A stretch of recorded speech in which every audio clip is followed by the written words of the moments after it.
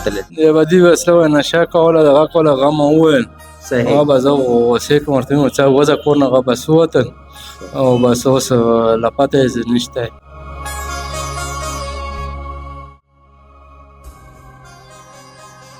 بسم الله الرحمن الرحیم. ګرانو کتونکو په سوشل میډیا باندې به تاسو 10-20 دن نه ګورو چې په یو هلک چې د هغه نوم سمیر عباس دی د دې تعلق چې کوم دی هغه شیرکوټ نه دی او کور نه وتلی دی او اوسه پورې د هغه څه پته نشته. د هغه والدین ما سره ولاړ دي، ګورو چې د ماشوم چېرته تللی دی او په څه وجوهات باندې تللی دا ټولې خبرې اترې هغو سره کوو. السلام علیکم.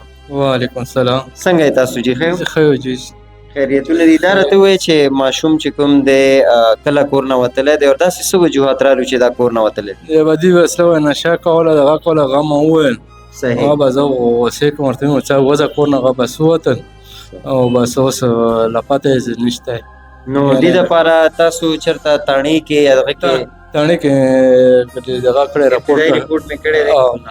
نور تاسو کوششونه کړي دي چې مطلب دی نورو علاقو کې مې خپل سرچ دغه کړی دی؟ ښه سرچ دغه مو کړی تیرا پورې وګرځېدلو پاسه ماري کلیې داسې لړو مسپر کسان پورې لړو ورپسې د کلي علاقو کې پټوان شیر کړي ګروپونو کې.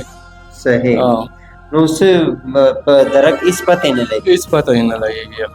ګرانو کتونکو د دې فوټیج چې کوم دی هغه به تاسو ته په سکرین باندې ښکاري. دا ماشوم چې د دې عمر ډېر کم دی. اکثر مونږ وایو چې والدینو ته پکار دی چې خپل بچیو سره لغوندې رویه چې کوم دی هغه خاص ساتي. د هرې مسلې حل چې کوم دی هغه مطلب د مار پیټ نه وي.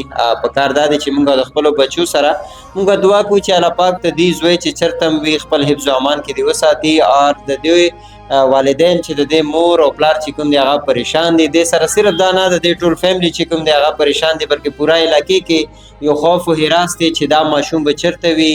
هسې خو نه وي چې دا د غلط خلکو په لاسونو باندې لاړ شي، دا چېرته هم وي. نو که تاسو ته هم چېرته کې دغه ماشوم چې په سکرین باندې تاسو ته د دې تصویر ښکاري که چېرته کې هم تاسو ته ښکاره شو نو په سکرین لګېدلی نمبر د تاسو څه کنټیکټ نمبر شته دی؟ 0318 950 902 7. صحیح.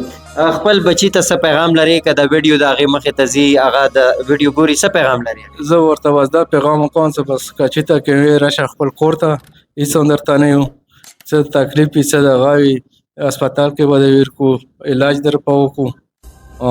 ټیک شوله. ګرانو کتونکو ستاسو خبرې واورېدې د والد صاحب ورسره چې کوم دی نیکه هم ولاړ دی.